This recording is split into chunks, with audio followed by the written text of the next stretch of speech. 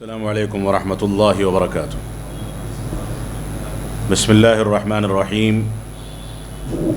الحمد للہ رب العالمین، والصلاة والسلام علی رسولہ محمد وعلی آلہ واصحابہ اجمعین، اما بعد، اعوذ باللہ من الشیطان الرجیم، بسم اللہ الرحمن الرحیم۔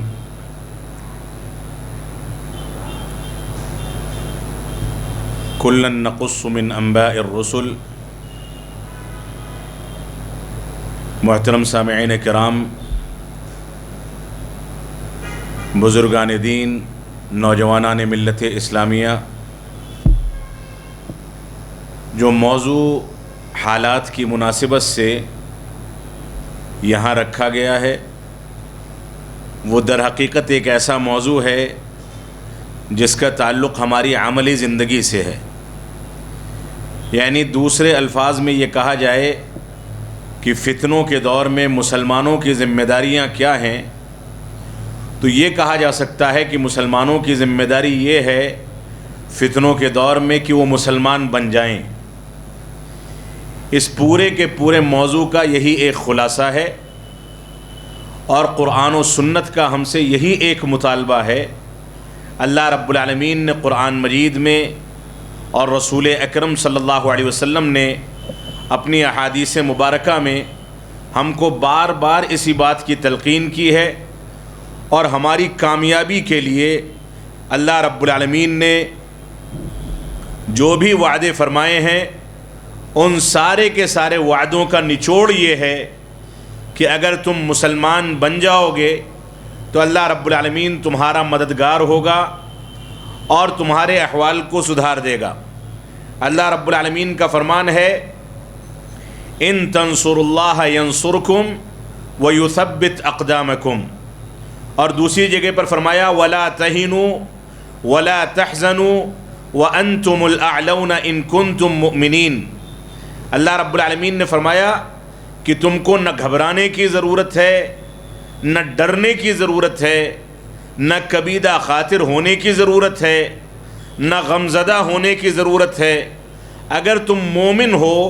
تو ایسی صورت میں تمہارے لیے دنیا میں بھی کامیابی ہے اور آخرت میں بھی کامیابی ہے۔ تو یہ خلاصہ ہے دین کا، اور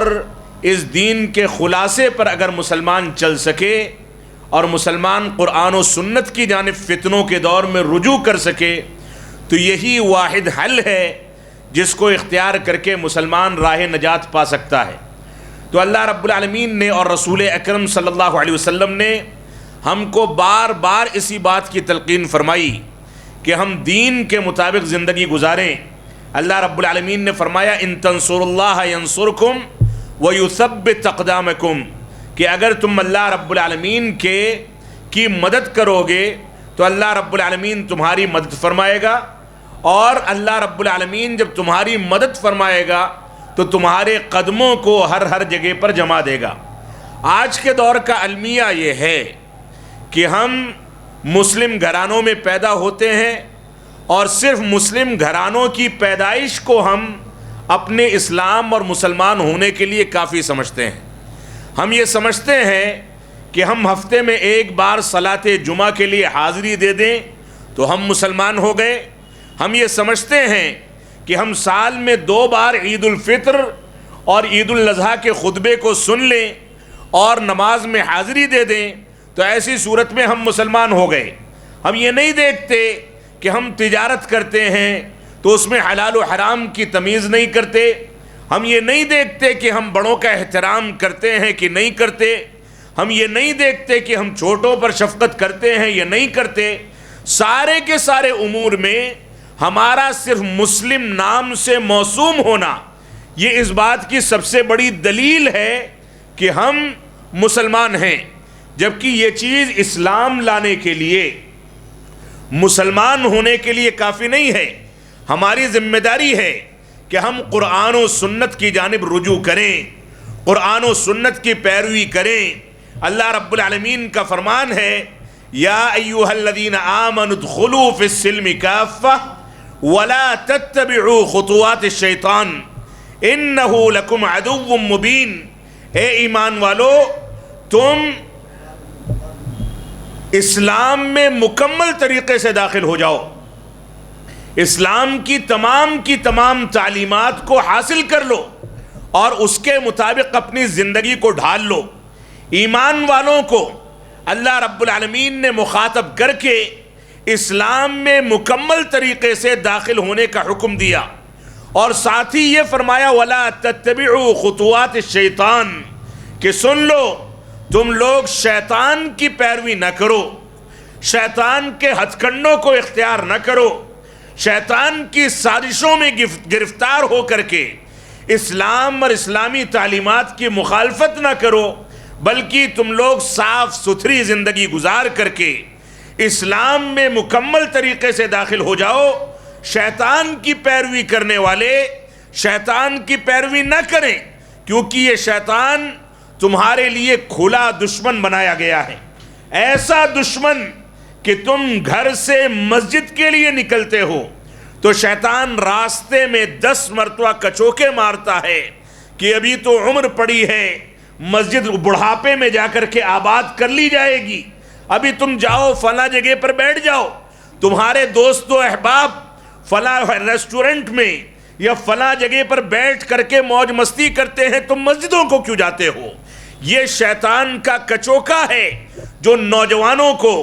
دین اسلام اور دین اسلام کی تعلیمات سے دور کر کے اس نے تباہ و برباد کر دیا۔ تو ہماری بنیادی ذمہ داری یہ ہے کہ ہم اسلام میں مکمل طریقے سے داخل ہو جائیں اور شیطان کی پیروی سے اپنے آپ کو بچائیں، کیونکہ یہ شیطان ہمارا کھلا دشمن ہے۔ لیکن حقیقت دیکھی جائے تو بدقسمتی یہ ہے کہ مسلمان اسلام میں مکمل داخل نہیں ہوتا اور ساتھ ہی شیطان کی پیروی بھی نہیں چھوڑتا، اور اس کے باوجود یہ کہتا ہے کہ میرے اوپر مصیبتیں آتی ہیں، مجھ کو آزمایا جاتا ہے، فتنوں میں مبتلا کیا جاتا ہے، میرے اوپر مشکلات آتی ہیں، مجھ کو گرفتار کیا جاتا ہے، میرے اوپر ظالموں کو مسلط کیا جاتا ہے۔ یہ ہمارا غلط تصور ہے،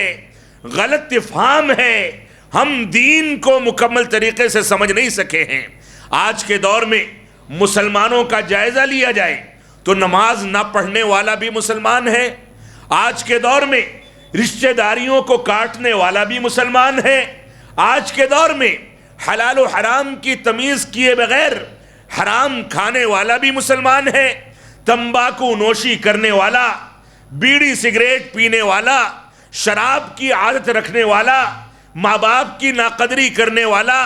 بیوی کے ساتھ برا سلوک کرنے والا، بچوں کی اسلامی تربیت نہ کرنے والا، یا اسی طریقے سے قرآن مجید کو چھوڑنے والا، تجارت میں کانٹا لگانے والا، تجارت کو بڑھاوا دینے کے لیے جھوٹ بولنے والا، لوگوں کے ساتھ دھوکہ دھڑی کرنے والا، لوگوں کے ساتھ مبالغہ آرائی کرنے والا، جھوٹ بولنے والا، ایک دوسرے کو دھوکے میں رکھ کر کے نقصان پہنچانے والا بھی آج یہ سمجھتا ہے کہ ہم مسلمان ہیں۔ معاف فرمائیں گے، مسلمان اگر مسلمان ہوتا تو وہ جھوٹ نہ بولتا، مسلمان اگر مسلمان ہوتا تو بیڑی سگریٹ کا عادی نہ ہوتا، مسلمان اگر مسلمان ہوتا تو اس کا چہرہ مہرہ اسلامی چہرے مہرے کی شبیہ رکھتا، اگر مسلمان حقیقت میں مسلمان ہوتا تو ماں باپ کی قدر کرنے والا ہوتا، بڑوں کا احترام کرنے والا ہوتا، چھوٹوں پر شفقت کرنے والا ہوتا، قرآن و سنت کی روشنی میں زندگی گزارنے والا ہوتا۔ اس وجہ سے ہماری ذمہ داری یہ ہے کہ ہم قرآن و سنت کی جانب رجوع کریں۔ تو موضوع جو ہے وہ بڑا حساس موضوع ہے کہ فتنوں کے دور میں مسلمانوں کی ذمہ داریاں کیا ہیں۔ یہ ایک ایسا موضوع ہے جس موضوع کو ایسے لوگوں کے سامنے بیان کیا جانا ہے جو بذات خود فتنوں میں مبتلا ہیں، نمازوں سے دور ہیں، قرآن و سنت کی پیروی سے گریز کرتے ہیں، بچوں کی اسلامی تربیت میں ناکام ہیں۔ ایسی صورتحال میں اگر ہم اس مجلس میں یہ احساس لے کر کے حاضر ہوئے ہیں کہ نکلتے نکلتے ہم اللہ رب العالمین کی جانب رجوع کریں گے، نکلتے نکلتے ہم قرآن و سنت کی پیروی کا عزم کر کے نکلیں گے، نکلتے نکلتے ہم اللہ رب العالمین کے دین کی جانب رجوع کرنے اور اسلام میں مکمل طریقے سے داخل ہونے کا وعدہ کر کے نکلیں گے، تو ایسی صورت میں یہ مجلس ہمارے لیے سود مند ہوگی، فائدے مند ہوگی، ورنہ ایک کان سے سننے والے دوسرے کان سے نکال دینے والے، مجلسوں میں بیٹھ کر کے دلوں کے اندر ولولہ پیدا کرنے والے، آنکھوں سے آنسو بہانے والے ہزاروں ہیں، لیکن اس پر مداومت کرنے والے، مسلسل اسی انداز میں چلنے والے آج چیدہ چیدہ نظر آتے ہیں۔ اس وجہ سے ہماری ذمہ داری ہے کہ ہم اس آیت کریمہ پر غور کریں، یا ایھا الذین آمنوا ادخلوا فی السلم کافہ ولا تتبعوا خطوات الشیطان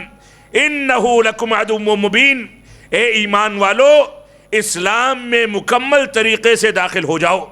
اور شیطان کی پیروی نہ کرو، کیونکہ یہ شیطان تمہارا کھلا دشمن ہے، اس سے بچ کر کے زندگی گزارو، اس کی پیروی مت کرو، اس کے ہتھ کنڈوں کو اختیار نہ کرو، اس کی سازشوں میں نہ پڑو۔ یہ شیطان تم کو عمر کا حوالہ دے گا کہ ابھی نوجوان ہو، بڑھاپے میں عمل کر لینا۔ یہ شیطان تم کو اچھائیوں کی طرف لا کر کے کہیں نہ کہیں برائی کی طرف گھما دے گا۔ اس وجہ سے شیطان کے ہتھ کنڈے سے تم دوری اختیار کرو۔ یہ شیطان دنیا کی چمک دمک میں تم کو مبتلا کر کے قرآن و سنت سے دور کرے گا۔ یہ شیطان دنیا کی محبت کو تمہارے دلوں میں ایسا پیوست کر دے گا کہ تم دین کو اور آخرت کو بھول جاؤ گے۔ اور رسول اکرم صلی اللہ علیہ وسلم کا فرمان ہے، ابو داؤد کی صحیح روایت ہے کہ اللہ کے نبی صلی اللہ علیہ وسلم نے فرمایا، یوشک الامم ان تداعى علیکم کما تداعى الاکلۃ الی قصعتها، کہ ان قریب تمہارے اوپر دنیا کی ساری قومیں، ساری طاقتیں، دنیا کے سارے انسان، ساری کی ساری حکومتیں، دوسرے مذاہب کو ماننے والے، خود مسلم مکاتب فکر جو غلط کیفیات میں زندگی گزارتے ہیں، دین میں توجیہ و تعویل کرتے ہیں، دین کی غلط تعبیرات پیش کرتے ہیں، بدعات اور شرکیات کو اختیار کرتے ہیں، وہ سارے کے سارے غیروں کے ساتھ، اسلام دشمنوں کے ساتھ مل کر کے ان قریب تمہارے اوپر پل پڑیں گے۔ صحابہ کرام نے پوچھا، وَمِن قِلَّةٍ يَوْمَئِذٍ یا رسول اللہ، اے اللہ کے نبی صلی اللہ علیہ وسلم، کیا ہم لوگ اس دور میں تھوڑی تعداد میں ہوں گے؟ آپ نے فرمایا کہ نہیں، بل انتم کثیر، تمہاری تعداد بہت بڑی ہوگی، وَلَكِنَّكُمْ غُثَاءٌ كَغُثَاءِ السَّيْلِ، تمہاری تعداد اتنی بڑی ہوگی کہ سیلاب کے خش و خاشاک کی طریقے سے تم ہر جانب نظر آؤ گے، جدھر نگاہیں اٹھائی جائیں گی مسلمان ہی مسلمان ہوگا۔ لیکن مسلمانوں کے اندر ایمان کی کمزوری، دین سے دوری، قرآن و سنت کی پیروی نہ کرنے کے نتیجے میں، توحید کے تقاضوں پر عمل پیرا نہ ہونے کے نتیجے میں ایسی کمزوری آ جائے گی کہ دشمنوں کے دلوں سے مسلمانوں کا رعب نکال دیا جائے گا۔ اللہ کے نبی صلی اللہ علیہ وسلم نے فرمایا کہ تمہارے دلوں میں، تمہارے دشمنوں کے دلوں میں وہن ڈال دیا جائے گا، تمہارے دلوں میں وہن ڈال دیا جائے گا۔ صحابہ کرام نے پوچھا کہ یہ وہن کیا چیز ہے؟ تو آپ نے فرمایا، حب الدنیا وکراہیت الموت، کہ دنیا سے لو لگا لینا، دنیا سے محبت کرنا، دنیا میں من لگا لینا، دنیا کے پیچھے مست و مگن ہو جانا، دنیا کے پیچھے بھاگنا، دنیا کی چمک دمک میں ساری انرجی کو ضائع کر دینا۔ اللہ رب العالمین نے کیا حکم دیا، کس چیز کو حلال کیا، کس چیز کو حرام کیا، کس طریقے سے زندگی گزارنے کا حکم دیا، کون سی کیفیات اختیار کرنے کا حکم دیا، اس سے تم کو کوئی مطلب نہیں ہوگا، بلکہ دنیا کے پیچھے ایسے دیوانے ہو جاؤ گے کہ حرام اور حلال کی تمیز بھی نہیں کرو گے، نمازوں کو چھوڑو گے، روزے کا اہتمام نہیں کرو گے، زکوٰۃ کا اہتمام نہیں کرو گے، حج بیت اللہ کا اہتمام نہیں کرو گے، لوگوں کے مال کو غصب کرو گے، دنیا میں اتنے مگن ہو جاؤ گے کہ سود کھانے لگو گے، حرام خوری کرنے لگو گے، اتنے مست و مگن ہو جاؤ گے کہ اسلام نے جو چیزیں ہمارے اوپر حرام کی ہیں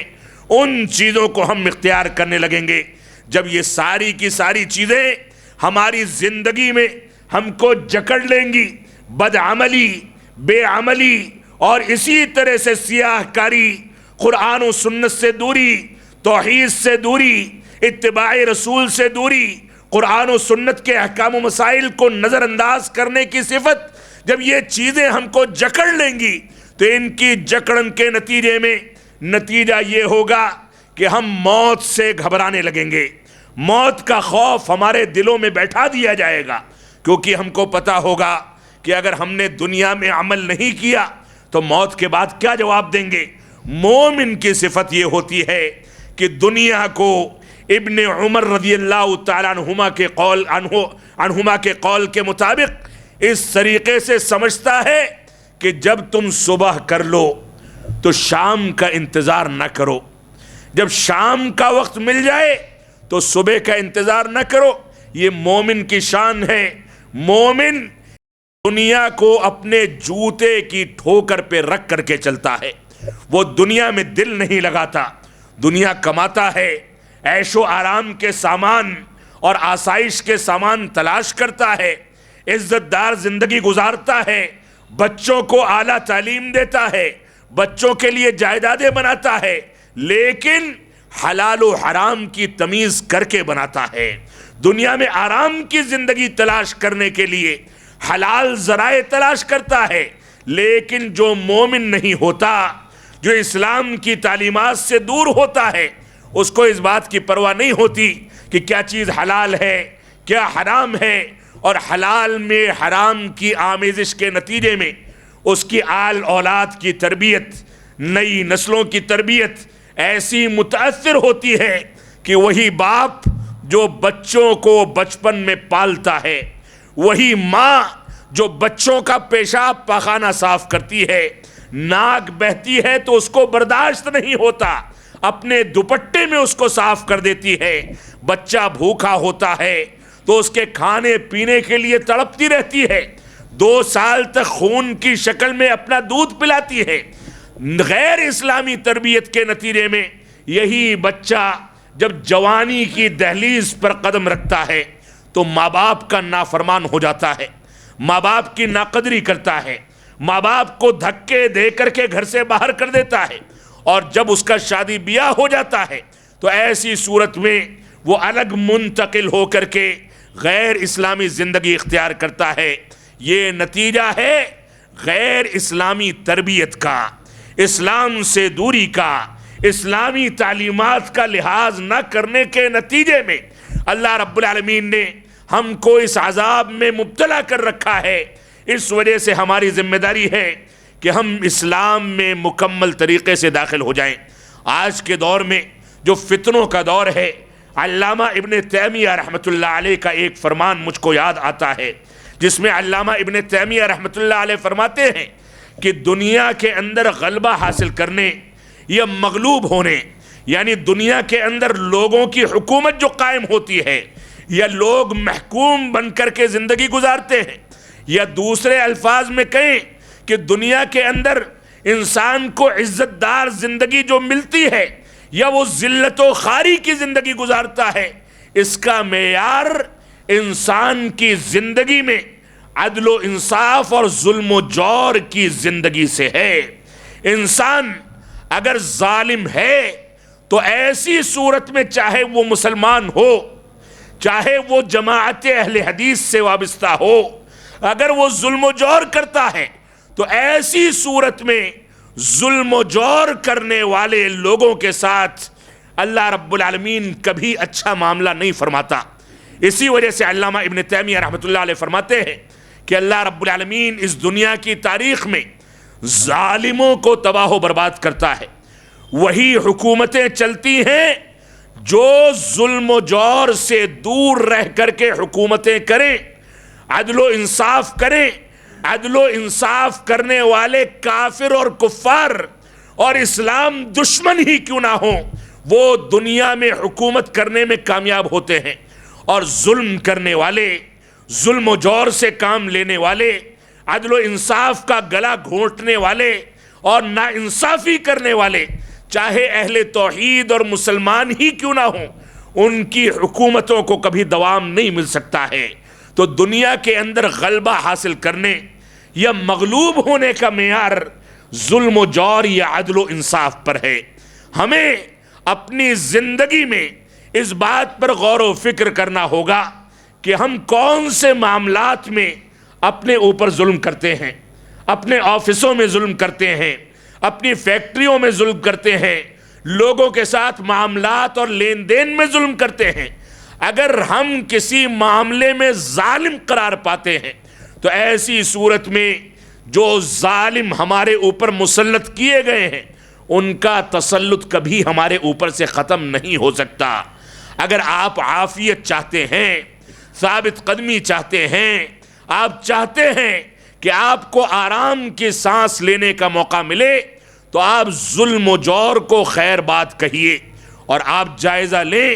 ہم ظلم و جور میں کس حد تک گھر چکے ہیں۔ مسجدوں پر مظالم یہ ہیں کہ مسجدیں 5 وقتہ نمازوں میں غیر آباد رہیں، ویران پڑھی رہیں۔ آج مسلمانوں نے مسجدوں پر ظلم کر کے 5 وقتہ نمازوں میں حاضری نہ دینے کا وتیرہ اختیار کیا، لہذا وہ مسجدوں کے تعلق سے ظالم قرار پایا۔ مسلمانوں نے توحید کے تقاضوں کو نکار کر کے شرکیات کو اختیار کر لیا، کہیں جیلانی کے پاس پہنچ گیا، کہیں اجمیری کے پاس، کہیں نظام الدین اولیاء کے پاس، کہیں کچھوچوی کے پاس، کہیں کسی کتے شاہ اور گدھے شاہ کی قبر پر جا کر کے سجدہ کر لیا۔ تو ایسی صورت میں اس نے توحید پر اور اللہ رب العالمین کے نظام پر ظلم کیا ہے، لہذا وہ ظالم ہے، اور ظالم شخص کی اللہ رب العالمین مدد نہیں فرماتا۔ مسلمانوں کا ظلم و جور دیکھنا ہے تو مسلمانوں کے بازاروں کو دیکھ لیں، مسلمانوں کے مارکیٹوں کو دیکھ لیں، مسلمانوں کے لین دین کو دیکھ لیں۔ ایک ٹھیلے والا جو کوئی چیز تول کر کے بیچتا ہے، وہ اپنے ترازو میں بھی کانٹا لگاتا ہے۔ یہ ظلم ہے اس عوام کے ساتھ جو اپنے کمائی کا پیسہ اس کے حوالے کر کے اس سے کوئی چیز خریدتی ہے۔ تو ظلم و جور کی بہت ساری قسمیں ہیں جو ہم نے اپنی زندگی میں اختیار کر رکھی ہیں۔ ہم گھریلو معاملات میں بچوں کی اسلامی تربیت نہ کریں، بچوں کو ایسے ماحول میں بھیجیں جہاں پر عیسائی مشنری، یہودیوں کے ہتھ کنڈے، شیطان کے ہتھ کنڈے کام کرتے ہوں، غیر اسلامی تعلیمات دی جاتی ہوں، تو ہم نے گویا اپنے بچوں پر ظلم کر کے ان کے نونہالی کی زندگی کو، ان کے اپجتے ہوئے ذہن کو اور تربیت کی عمر کو ظلم کے حوالے کیا۔ گویا ہم ظالم قرار پائے۔ ہم اپنے گھرانوں میں اپنی بیویوں کے ساتھ غلط انداز کا سلوک کرتے ہیں، بچوں کی غیر اسلامی تربیت کرتے ہیں، رشتہ داریوں کو کاٹتے ہیں، قرآن و سنت سے دوری اختیار کرتے ہیں۔ یہ ساری کی ساری ظلم کی مختلف قسمیں ہیں۔ جب تک یہ مظالم ہم اپنی زندگی سے نکال کر کے، نوچ کر کے، اکھاڑ کر کے پھینک نہیں دیں گے، جب تک ہماری زندگی میں امن و سلامتی نہیں آ سکتی۔ ہم قرآن و سنت کی جانب رجوع کریں، ظلم اور ظلم کے تمام اقسام سے توبہ و استغفار کریں، عدل و انصاف سے کام لیں، تب جا کر کے اللہ رب العالمین ہماری مدد کرے گا اور ہمارے احوال میں شامل حال ہوگا۔ آج کے دور میں آپ مسجدوں کے سسٹم کو دیکھ لیں، جمعیات کے سسٹم کو دیکھ لیں، مدارس کے سسٹم کو دیکھ لیں، سنستھاؤں کے سسٹموں کو دیکھ لیں، اسلامی تنظیموں کے نظام کو دیکھ لیں۔ بنیادیں کیا ہیں؟ بنیادیں سفارشات ہیں۔ کسی بڑے انسان نے سفارش کر دی تو بچے کا داخلہ ہونا ہے، اور سفارش نہیں کی تو داخلہ نہیں ہونا۔ کوئی زیادہ پیسے والا ہے تو اس کو ترجیح دی جائے گی، اور کوئی غریب انسان ہے اس کو نکال کر کے باہر کر دیا جائے گا۔ یہ عین ظلم ہے جو ہماری تنظیموں میں ہمارے ذمہ داران بیٹھ کر کے کرتے ہیں، اور ہمارے لوگ ان کو مجبور کرتے ہیں کہ اگر انہوں نے ایسا نہیں کیا تو وہ منہ پھلا کر کے بیٹھیں گے، اور اسی طرح سے ان کے خلاف غلط پروپیگنڈا کریں گے تو یہ ظلم ہے۔ ظلم یہ بھی ہے کہ ہم اپنی زبان کا ناجائز استعمال کریں، زبان سے جھوٹ بولیں، غیبت کریں، چغل خوری کریں، اتہام لگائیں، یہ بھی ظلم ہے، جس ظلم کے نتیجے میں آج مسلمانوں کا ایک بڑا طبقہ ظالم قرار پاتا ہے۔ جب تک ہم اس ظلم و جور سے توبہ نہیں کریں گے، جب تک اللہ رب العالمین کی مدد ہمارے شامل حال نہیں ہو سکتی، تو موجودہ پرفتن دور میں ہم کو کیا کرنا چاہیے؟ میں سمجھتا ہوں کہ اس کا خلاصہ آپ کے سامنے آ چکا ہے۔ چند نقاط میں اور ذکر کروں گا، کچھ چیزیں آپ کے سامنے بیان کروں گا، لیکن یہ ایک مسلمہ حقیقت ہے کہ ہم قرآن و سنت کی پیروی کریں، قرآن و سنت کی جانب رجوع کریں، تبھی جا کر کے ہماری زندگی کے اندر سدھار آئے گا، امن و سلامتی آئے گی۔ آپ دیکھیں ماضی میں جنگ بدر میں مسلمانوں کی تعداد 313 سے لے کر کے 316 کے درمیان تھی۔ مفسرین نے اور سیرت نگاران نے لکھا ہے کہ 313، 314 یا 315 یا 316، 316 سے زیادہ مسلمان نہیں تھے، لیکن ان کے مد مقابل کفار و مشرکین کا لشکر جرار تھا۔ ان کے لشکر میں سواریاں تھیں، گھوڑے تھے، اونٹ تھے، جانور تھے، کھانے پینے کا سامان تھا، تلواریں تھیں، ڈھال تھی۔ اس دور کی سپر پاور بن کر کے کفار و مشرکین مسلمانوں سے مقابلہ کرنے کے لیے آئے تھے، اور مسلمان تقریباً 150 کلومیٹر کی مسافت پر مدینہ سے نکل کر کے بدر کے مقام پر پہنچا تھا۔ مسلمان نہتا تھا، لمبے سفر کی ساری مشقتیں اس نے برداشت کی تھی۔ اس کے پاس نہ سواری تھی، نہ کھانے پینے کا سامان تھا۔ صحابہ اکرام کے بارے میں ملتا ہے کہ اگر کسی صحابی کے پاس تلوار تھی تو ڈھال نہیں تھی،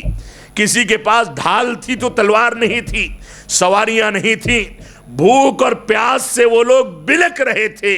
لیکن کھانے پینے کا سامان نہیں تھا۔ لیکن اگر تھا تو کیا تھا؟ وہ اعتماد اور توکل تھا جو اللہ رب العالمین پر ہونا چاہیے تھا۔ اگر تھا تو کیا تھا؟ رسول اکرم صلی اللہ علیہ وسلم کی پیروی کا جذبہ تھا، جس جذبے کے نتیجے میں وہ بے سر و سامانی کے باوجود اپنے نبی کی قیادت میں مدینہ سے دور کی مسافت پر نکل کر کے کفار و مشرکین کے لشکر جرار سے بھڑنے کے لیے تیار ہو گئے۔ نتیجہ کیا ہوا؟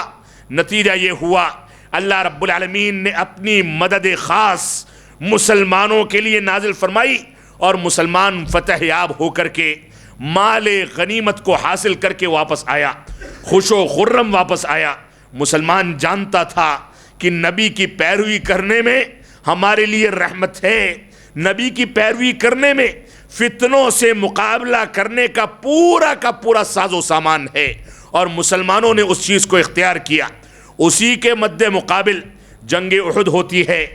مدینہ میں اختلاف ہوتا ہے صحابہ کرام کے درمیان کہ یہ جنگ مدینہ میں رہ کر کے لڑی جائے کہ مدینہ سے نکل کر کے لڑی جائے۔ اللہ کے نبی صلی اللہ علیہ وسلم نے ارشاد فرمایا کہ نکل کر کے احد کے مقام پر پہنچو،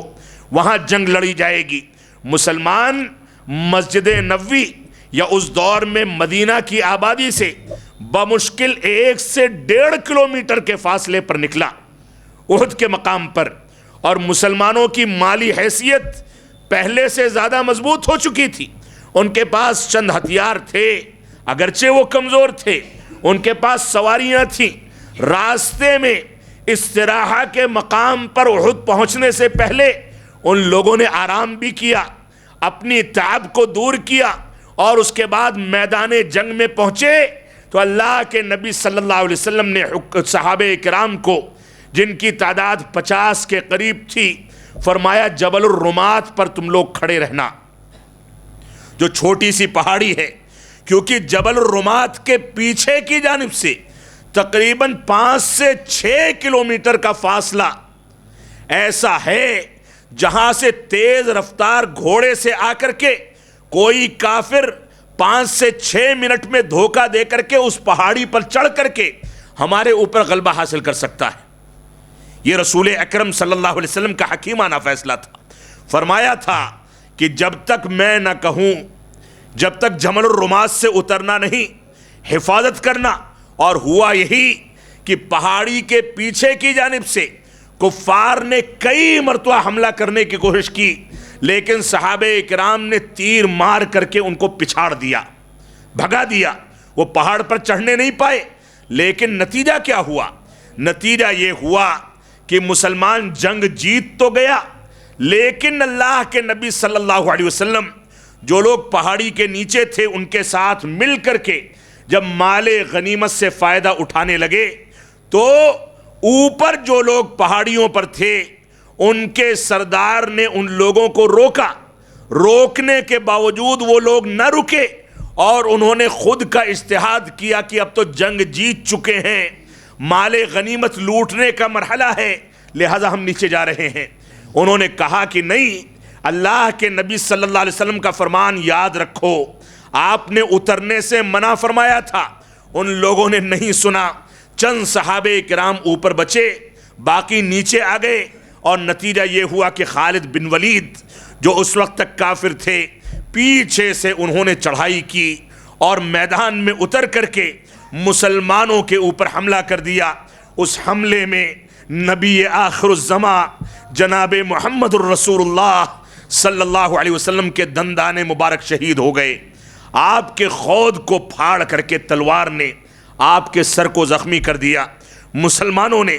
احد کی پہاڑی پر ایک شگاف کے درمیان رسول اکرم صلی اللہ علیہ وسلم کو بیٹھایا اور بیٹھا کر کے وہاں فدائیت کی ساری مثالیں قائم کی گئیں، لیکن اللہ کے نبی صلی اللہ علیہ وسلم کے ایک فرمان کی اجتہادی غلطی کے نتیجے میں مسلمان جیتی ہوئی جنگ ہار گیا۔ یہ ہے اصل بنیاد کہ ہم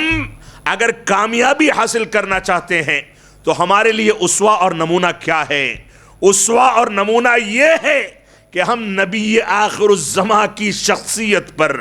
آپ کی سنتوں پر، آپ کے احکامات پر، آپ کی تعلیمات پر، آپ کی سیرت پر، آپ کے طریقے پر، آپ کے اسوے پر مکمل طریقے سے اپنی جان کو نچھاور کر دیں۔ آپ نے کہا کہ دائیں جاؤ تو بائیں کے بارے میں کوئی خیال بھی نہ آئے کہ ادھر بھی جانا ہے۔ یہ ہماری کامیابی کا بنیادی ذریعہ ہے۔ تو فتنوں کے دور میں مسلمانوں کو کیا کرنا چاہیے، اس سلسلے میں 3-4 نکات میں آپ کے سامنے بیان کروں گا اور اس کے بعد خطاب کو ختم کرنے کی کوشش کروں گا۔ بنیادی طور سے یہ فتنے جو ہیں یہ مسلمانوں پر یا کسی بھی قوم پر اوپر سے نازل ہوتے ہیں۔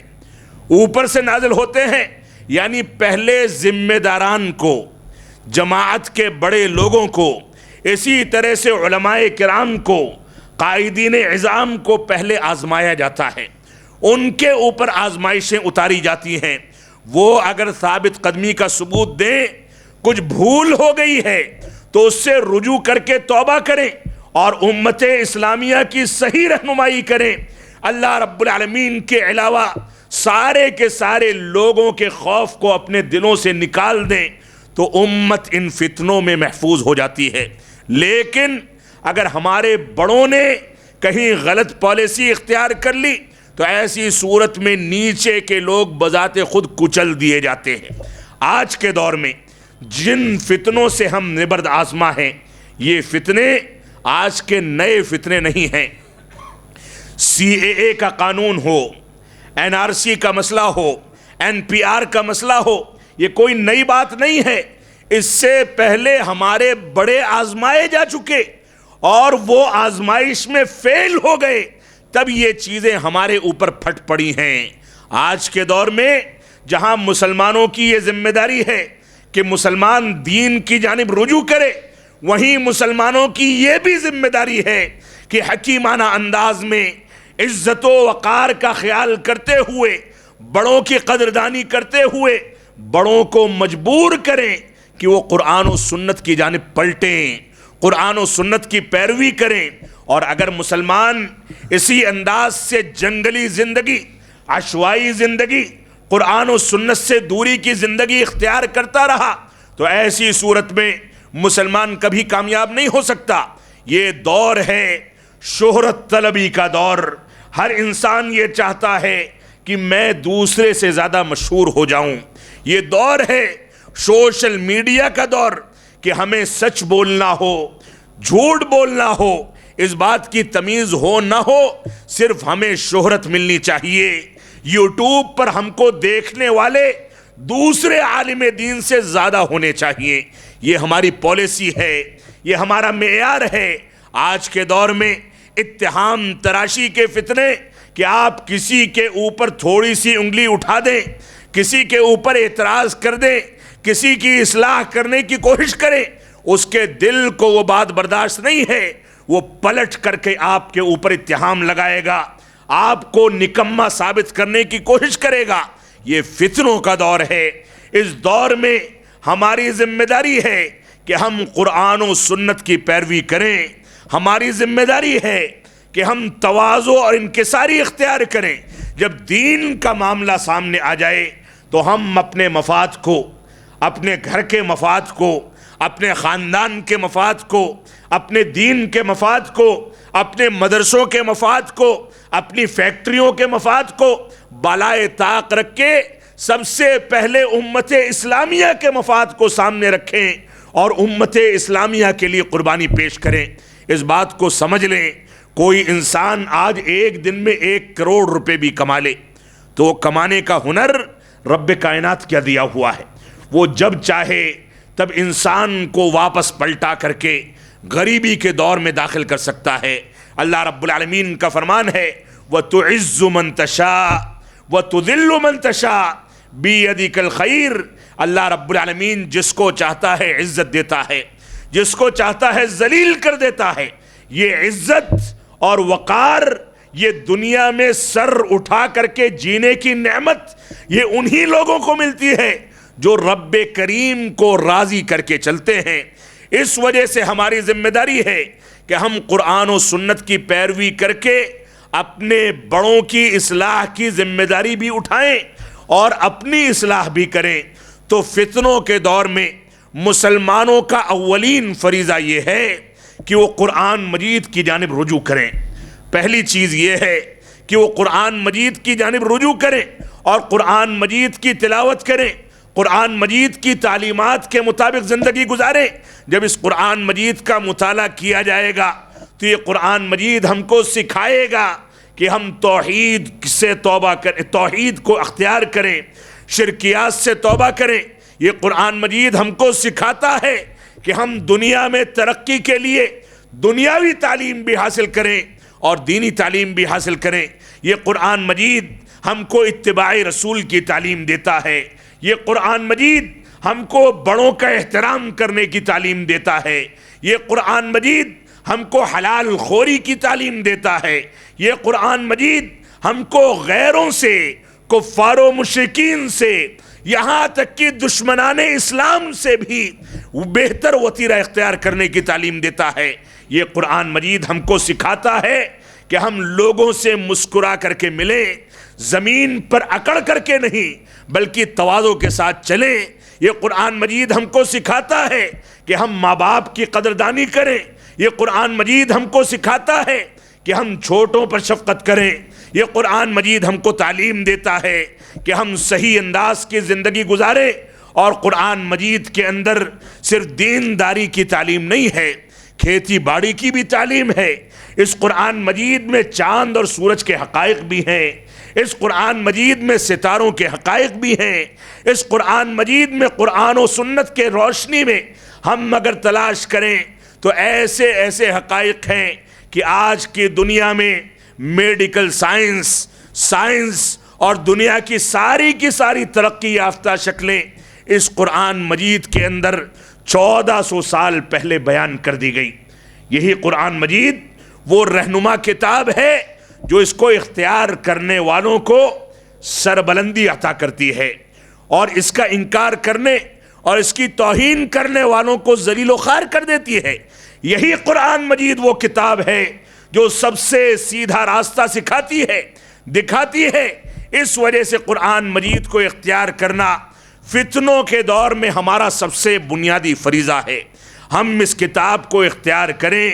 اس کی تلاوت کریں، اس کے تراجم کا مطالعہ کریں، اس کی تلاوت سے عبرت حاصل کریں۔ اللہ رب العالمین نے اسی وجہ سے فرمایا یہ قرآن مجید ایک ایسی کتاب ہے کہ مومن جب اس کا مطالعہ کرتے ہیں تو ان کے رونگٹے کھڑے ہو جاتے ہیں۔ اور اللہ کے نبی صلی اللہ علیہ وسلم کا فرمان ہے، جیسا کہ ترمذی کی روایت ہے، کہ مجھ کو وقت سے پہلے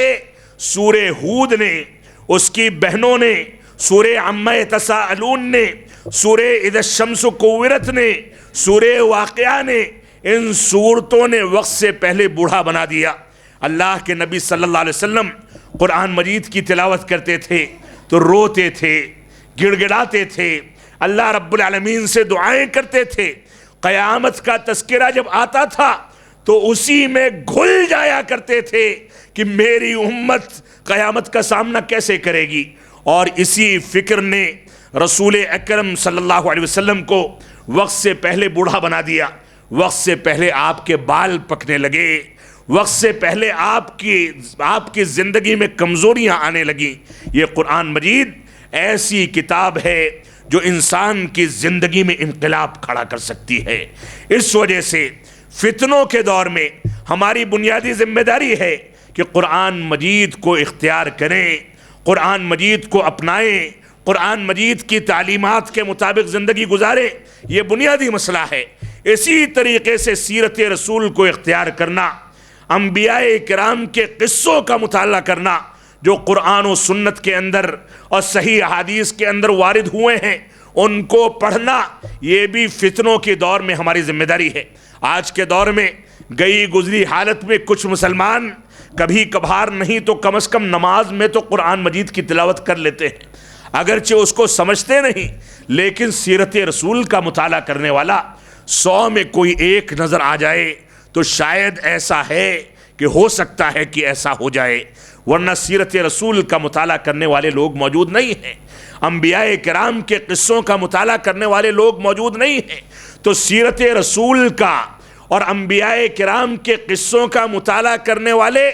ہمیشہ ثابت قدمی اختیار کرتے ہیں۔ وہ دیکھتے ہیں کہ قرآن مجید نے قوم عاد و ثمود کے بارے میں کون سے حقائق بیان کیے، ان لوگوں کے بارے میں کس طریقے سے بتایا کہ پہاڑوں کو تراش کر کے وہ اپنے لیے مکانات تیار کرتے تھے، اور ایک نہیں 2 فلور کے 3 فلور کے مکانات بنا لیا کرتے تھے۔ ایک پہاڑ ہے 50 فٹ کا، 100 فٹ کا، اس پہاڑ میں دروازہ تراشا، دروازے کے بعد برآمدہ تراشا، اس کے بعد کمرے تراش لیے، کمروں کے بعد سیڑھیاں تراش لی، اوپر کے فلور پر بچوں کا کمرہ بنا دیا۔ آج بھی ان آثار میں وہ چیزیں موجود ہیں، ہم کو دیکھ کر کے عبرت حاصل کرنی چاہیے۔ لیکن اللہ رب العالمین نے دین کو چھوڑنے، اپنے نبی کی تکذیب کرنے اور اللہ رب العالمین کے احکامات کی مخالفت کرنے کے نتیجے میں اتنے مضبوط قلعوں کو تو عبرت حاصل کرنے کے لیے باقی رکھا، لیکن ایک آواز آئی جس آواز کو یہ برداشت نہ کر سکے، اور اس آواز نے ان لوگوں کو راتوں رات ان کے مکانات میں، ان کے محلوں میں، پہاڑ کو تراش کر کے جو مضبوط قلعے انہوں نے بنا رکھے تھے اسی کے اندر ہلاک و برباد کر دیا، تباہ کر دیا۔ تو جب قرآن مجید کا یا اللہ رب العالمین کے قصوں کا ہم مطالعہ کریں گے تو ہم کو حوصلہ ملے گا، دین کی طرف رجوع کرنے کا حوصلہ ملے گا، ہمت ملے گی، اللہ رب العالمین کے دین پر چلنے کی ہمت اور عزم ملے گا۔ اس وجہ سے ہماری ذمہ داری ہے کہ ہم سیرت رسول کا اور انبیاء کرام کے قصوں کا مطالعہ کریں۔ سیرت رسول کا جہاں مطالعہ کیا جائے گا تو پتہ چلے گا کہ ہمارا نبی 3 مہینے تک اس کے گھر میں چولہا نہیں جلتا تھا۔ ہمارے نبی کی یہ کیفیت تھی کہ اپنے پیٹ پر بھوک کی شدت کے نتیجے میں پتھر باندھ لیا کرتا تھا۔ ہمارے نبی کی یہ کیفیت تھی کہ اماں عائشہ فرماتی ہیں، صحیح بخاری کی روایت ہے کہ جب اللہ کے نبی صلی اللہ علیہ وسلم مرض الموت میں مبتلا تھے، ہمارے گھر میں کچھ کھانے کے لیے نہیں تھا، ہم نے اپنے ایک یہودی پڑوسی سے جو یقیناً اسلام دشمن تھا اس سے 1 سا جو رسول اکرم صلی اللہ علیہ وسلم کی ایک تلوار یا ڈھال رکھ کے گروی لیا تھا تاکہ اللہ کے نبی صلی اللہ علیہ وسلم کے لیے کچھ کھانا تیار کیا جا سکے۔ اس کیفیت میں ہمارے نبی نے زندگی گزاری، وہ نبی آخر الزماں جن کے بارے میں عائشہ صدیقہ فرماتی ہیں کہ ہم ایک بار چاند دیکھتے تھے، دوسری بار چاند دیکھتے تھے، تیسری بار چاند دیکھتے تھے، لیکن ہمارے گھروں میں چولہا نہیں جل پاتا تھا۔ صحابہ کرام نے پوچھا کہ گزر کیسے ہوتا تھا؟ تو فرمایا علی الاسودین، دو سیاہ چیزوں پر کھجور کھاتے تھے اور پانی پی لیتے تھے، 3 مہینے تک ہمارے پیارے حبیب کی یہ خوراک ہوا کرتی تھی۔ یہ صورتحال تھی، اور آج فراوانی ہے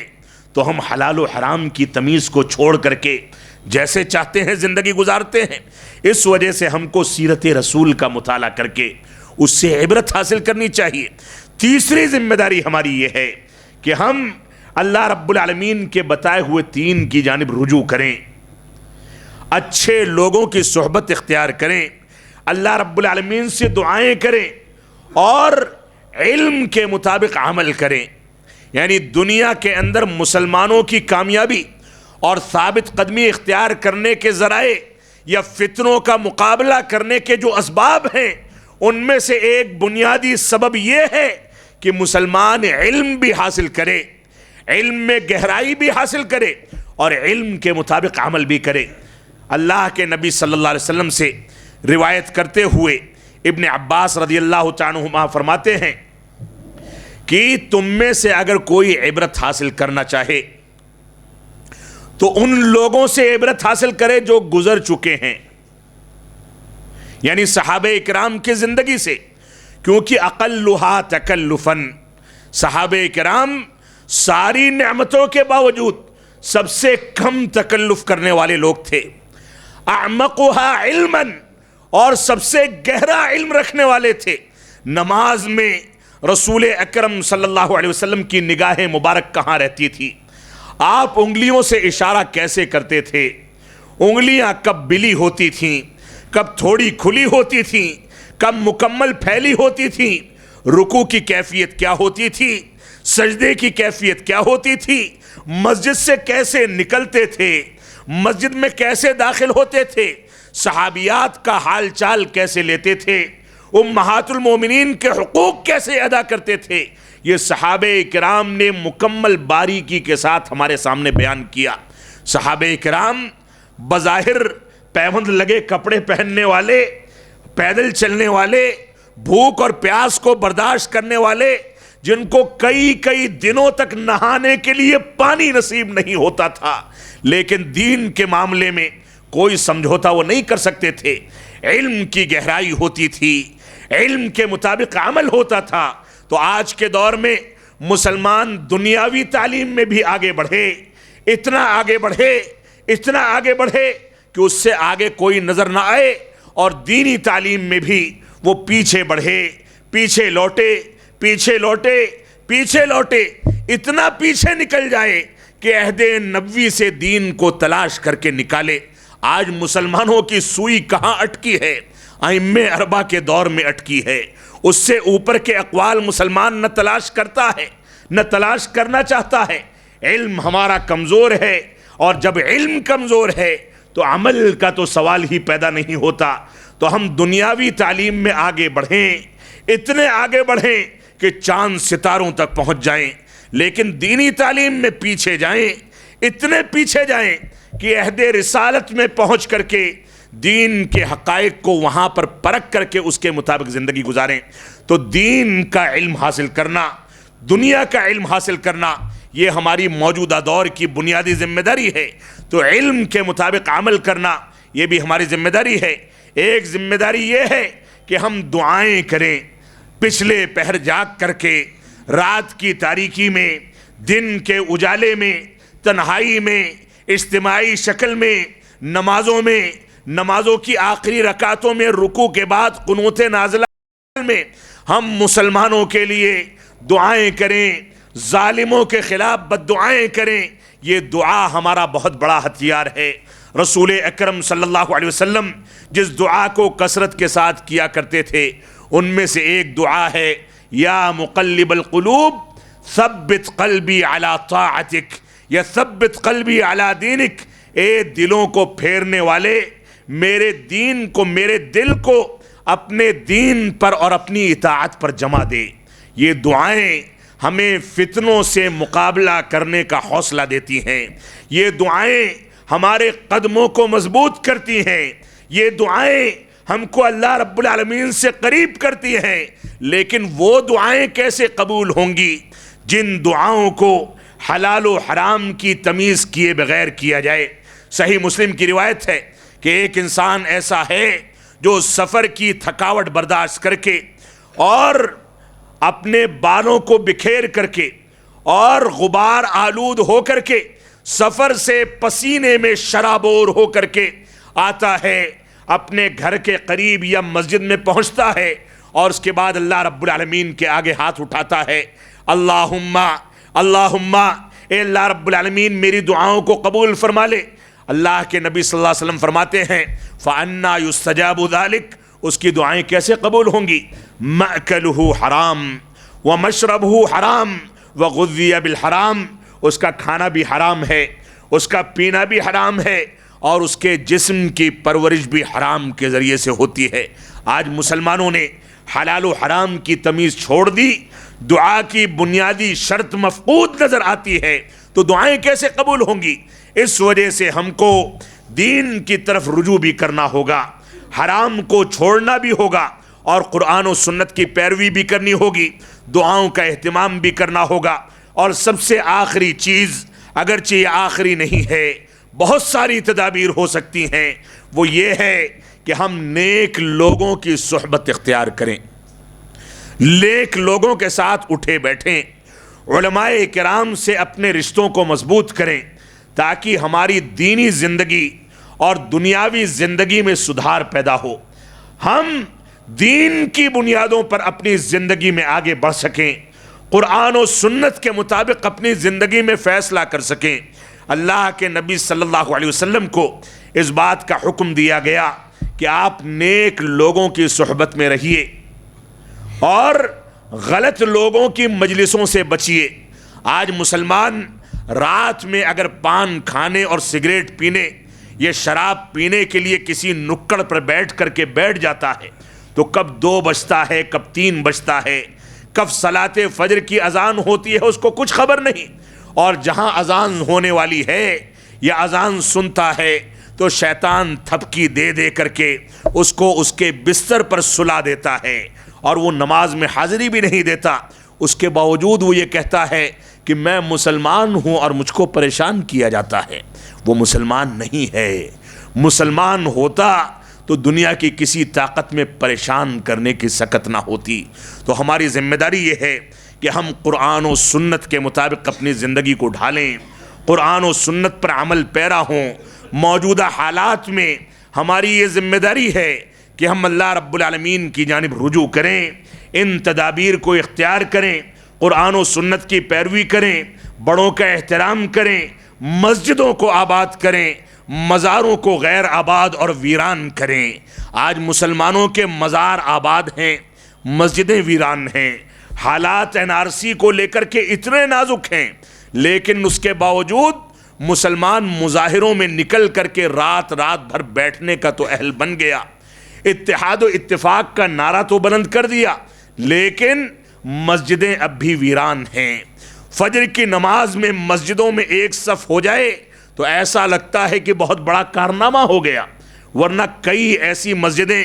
اسی ہندوستان کے اندر موجود ہیں کہ امام نماز پڑھاتا ہے اور مؤذن اقامت کہتا ہے، کوئی تیسرا انسان نہیں ہوتا کہ جماعت قائم ہو سکے۔ اس وجہ سے مسلمانوں کی ذمہ داری ہے کہ ان مسجدوں کو مضبوط کریں، مسجدوں کو آباد کریں، قرآن و سنت کی جانب رجوع کریں۔ اللہ رب العالمین ہم کو ان باتوں کی توفیق عطا فرمائے کہ ہم جب تک جئیں تب تک اسلام پر جئیں، جب ہمارا خاتمہ ہو تو ایمان پر ہو۔ اللہ رب العالمین ہم کو دین کی جانب لوٹنے اور فتنوں کے اس دور میں